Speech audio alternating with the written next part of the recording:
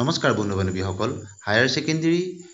পৰীক্ষাৰ answer script recheck কৰিম বুলি ভাবি থকা সকলৰ কাৰণে এটা গুৰুত্বপূৰ্ণ খবৰ ইতিমধ্যে আসাম হায়াৰ সেকেন্ডাৰী এডুকেশ্যন কাউন্সিলৰ ফালৰ পৰা ৰিচেকিংৰ কাৰণে লিংক এক্টিভেট কৰি দিছে 15 মেৰ পৰা আৰম্ভ হৈছে আৰু লাষ্ট ডেট 22 মে গতিকে কেনেদৰে কৰিব লাগিব ষ্টেপ বাই ষ্টেপ সকলোখিনি আপোনালোকলৈ আগবঢ়াই দিম ভিডিঅ'টো শেষলৈকে চাব প্ৰথমে আপোনালোকে যাব লাগিব ইম্পৰ্টেন্ট ৱেব লিংক দিছে সেই ৱেব লিংকত গৈ আপোনালোকে ক্লিক কৰিব লাগিব Assam higher secondary answer script ৰিচেকিংৰ কাৰণে ইম্পৰ্টেন্ট যেটো ৱেবসাইট দিছে সেই ৱেবসাইটত আপোনালোকে যাব লাগিব যিকোনো এটা ৱেব ব্ৰাউজাৰত আপোনালোকে যাব লাগিব আৰু তাৰ পিছত এই তেতিয়া আপোনালোকে প্ৰথমে গৈ যেটো পোৰ্টেল দিছে সেই পোৰ্টেলটোৰ নাম পুনৰীক্ষণ তাত গৈ ৱেব পেজত গৈ আপুনি প্ৰথমতে নিজৰ নামটো ৰেজিষ্টাৰ কৰিব লাগিব ৰোল নাম্বাৰ আৰু মোবাইল নাম্বাৰ দিব লাগিব তাৰ পিছতে নতুনকৈ ইউজাৰ নেম আৰু পাছৱৰ্ডটো আপোনালোকে বনাই ল'ব লাগিব আৰু তাৰ পিছতে ৰোল নাম্বাৰ আৰু সাবজেক্ট ডিটেইলছ সেইখিনি আপুনি তাত এন্ট্ৰি কৰিব লাগিব নিশ্চয় এইখিলৈকে বুজি পাইছে আপোনালোকে ষ্টেপ বাই ষ্টেপ শেষলৈকে চাব আপোনালোকে কেনেদৰে কৰিব লাগিব প্ৰথমতে গৈ পুনৰীক্ষণ পোৰ্টেলত যাব লাগিব নিজৰ নাম ৰেজিষ্টাৰ কৰিব লাগিব ৰোল নাম্বাৰ আৰু মোবাইল নাম্বাৰ দিব লাগিব নতুন পাছৱৰ্ড বনাই ল'ব লাগিব তাৰ পিছত সাবজেক্ট ডিটেইলছ সকলোখিনি ভৰাব লাগিব সকলোখিনি ডিটেইলছ ভৰোৱাৰ পিছত ৰোল নাম্বাৰ আৰু সাবজেক্ট ডিটেইলছ ভৰাব লাগিব তাৰ পিছত আপুনি পেমেন্ট কৰিব লাগিব অনলাইন পেমেন্ট এটা কৰিব লাগিব আৰু অনলাইন পেমেন্ট সাকসেসফুল হৈ যোৱাৰ পিছত আপুনি সাবমিট বটনত ক্লিক কৰিব লাগিব অৰ্থাৎ ইমানতে আপোনাৰ ষ্টেপটো শেষ হৈ যাব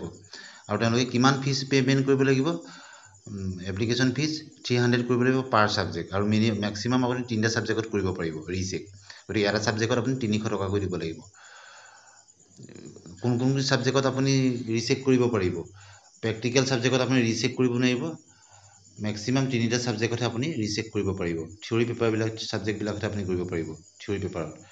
আৰু ৰিচেকিংৰ যেটো ৰিজাল্ট সেই ৰিজাল্টটো আপোনাৰ যেটো answer script candidate rechecking answer script should be submit application through online mode হ'ব answer script involves following retotalling of marks নম্বৰখিনি পুনৰ যোগ কৰি চাব awarded by the examiner assessment of answers left out unavailable কিবা এৰি থৈ গৈছিলে নেকি ইভালুৱেট নকৰাকৈ সেইখিনি চাব এই ৰিচিংত এইখিনি হ'ব আপোনাৰ মাৰ্কসখিনি পুনৰ যোগ কৰি চাব কিবা নচোৱাকৈ থাকি গৈছিলে নেকি সেইখিনি চাব আৰু Assam higher secondary final exam result recently 9 তাৰিখত দিছে এইটো জানাম লোকে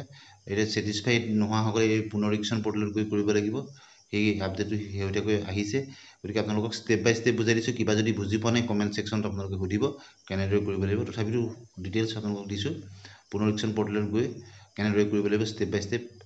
আপোনালোকক বুজাই দিছো কিবা যদি বুজিবলগীয়া থাকে গতিকে এইটো আপোনালোকে নিশ্চয় গম পাইছে ডিটেইলছ পৰীক্ষাটো হৈছিল